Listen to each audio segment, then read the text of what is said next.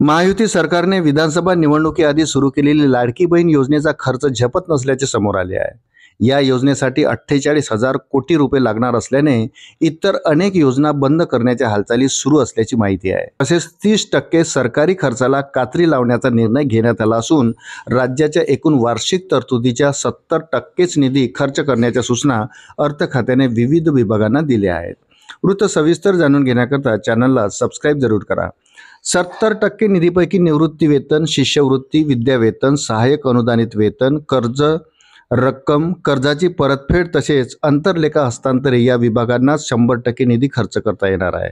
दरम्यान तिजोरीवर ताण येत असल्याने तीर्थदर्शन, आनंदाचा शिदा अशा योजना बंद करण्याच्या हालचाली सुरू आहेत, अशी माहिती मिळत आहे। अर्थ विभागाचे 2024 ते 25 या आर्थिक वर्षाचे सुधारित अंदाजपत्रक निश्चित करण्यात आले आहे। त्यात कोणत्या खात्याने किती निधी खर्च करावा यासाठी मार्गदर्शक तत्वे वित्त विभागाने जारी केली आहे। लाडक्या बहिणींचा आता शेतकऱ्यांनाही फटका बसू लागला आहे। ठिबक सिंचन योजनेसाठी दिले जाणारे अनुदान शेतकऱ्यांना गेल्या वर्षभरापासून दिले गेले नाही। राज्यात मराठवाडा विभागात 152 कोटी 71 लाखाचं अनुदान थकवण्यात आलं आहे।